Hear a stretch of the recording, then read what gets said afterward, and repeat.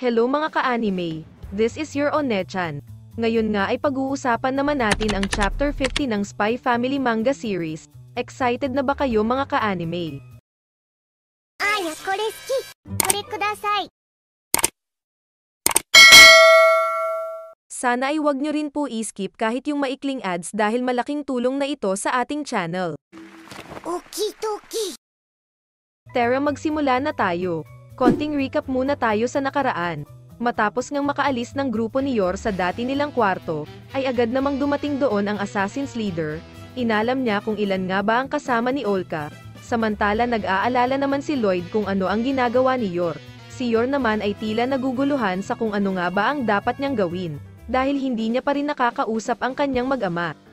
Sa susunod na chapter, sa unang pahina, sa isang madaling araw sa Berlin ipinakita sina Frankie at Bond. Tinatanong ni Frankie ang sarili kung ano nga ba ang dahilan kung bakit kailangan niyang ilabas si Bond ng ganun kaaga.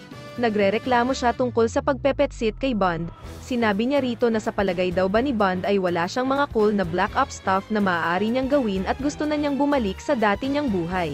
Nang may isang babaeng nag-compliment na cute si Bond, sinabi rin ng babae kay Frankie na hindi pa niya ito nakikita sa lugar na iyon dati at kung nakatira ba siya sa malapit.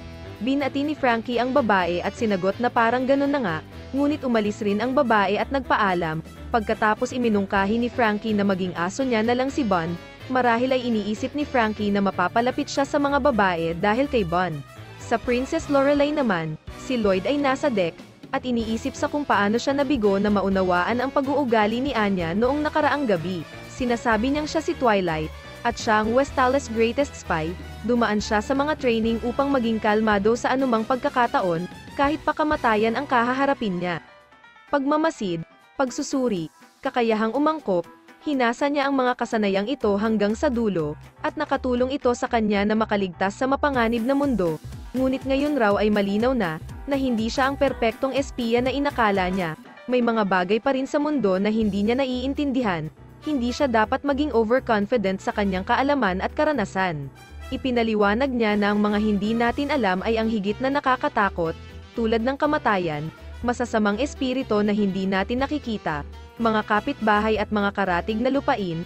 Ang ating kakulangan sa pangunawa ay ang ugat ng mga takot na ito.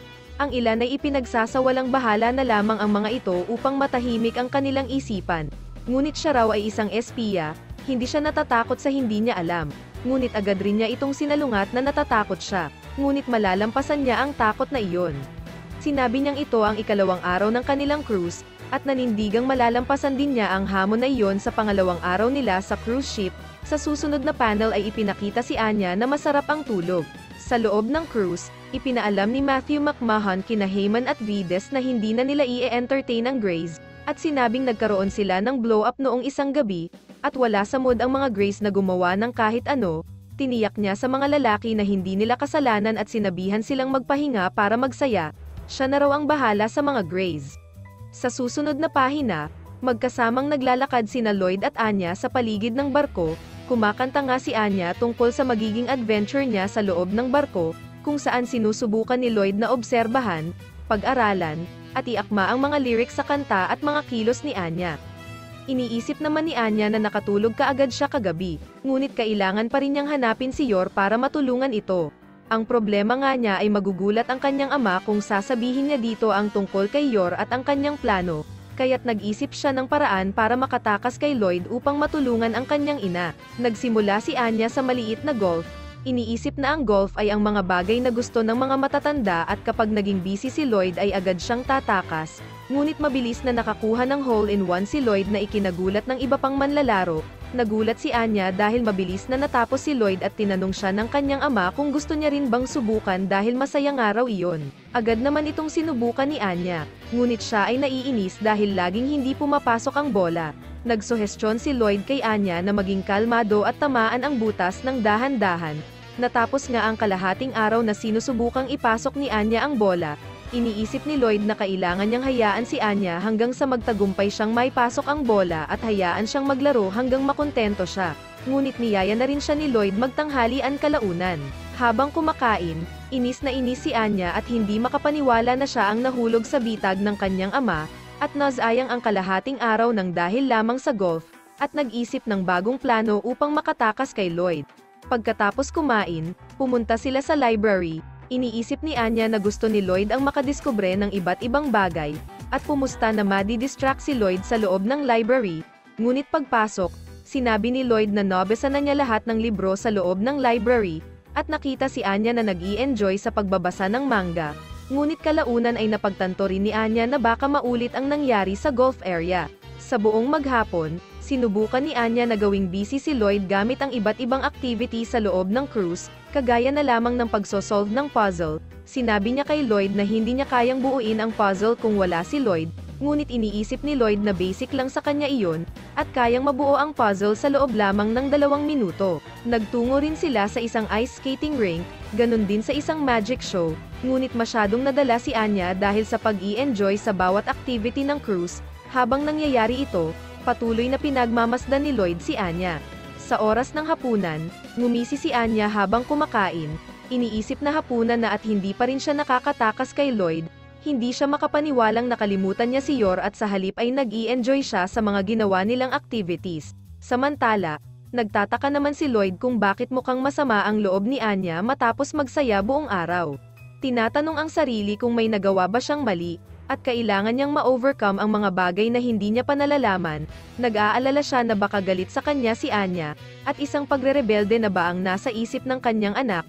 Iniisip niya rin kung ito na ba ang pagwawakas ng Forger family. Kaya tinanong niya kung masakit ba ang tiyan ni Anya at kung okay lang ba siya. Ngunit napagtanto ni Anya na pinag-aalala niya si Lloyd, at sinabi niyang okay siya. Nag-i-enjoy raw siya sa kanyang adventure, na ikinatuwa naman ni Lloyd, ngunit dagdag ni Anya na nais niyang makasama nila si Yor. Pinakagusto niya raw kapag kasama niya silang dalawa. Habang iniisip din niya na ito din ang dahilan kung bakit kailangan niyang matulungan si Yor, nagulat si Lloyd sa narinig. Iniisip na bata pa talaga si Anya. Sumang-ayon si Lloyd at sinabing sana nga raw ay makapag-off si Yor sa kanyang trabaho.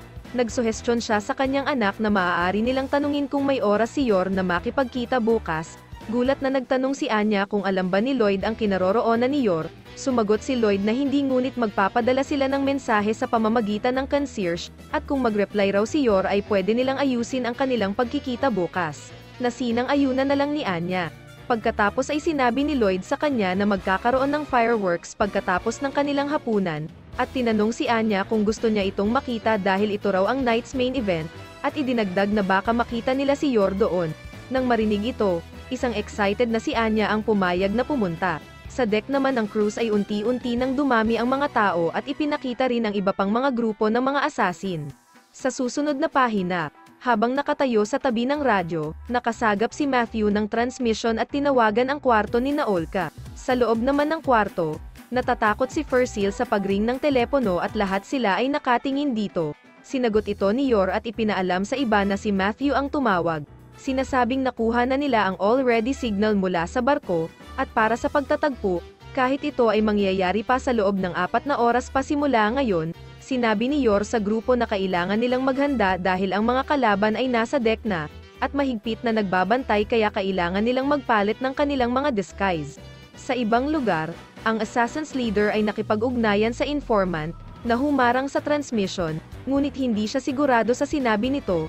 Inilarawan niya ito na nasa ibang frequency o iba sa linya ng secret police. Ipinahiwatig niya na baka ito ay mula sa mga kaalyado ni Olka, kaya ang pinuno ay gumawa ng utos sa kanilang grupo, upang makakuha ng posisyon para sa isang ambush.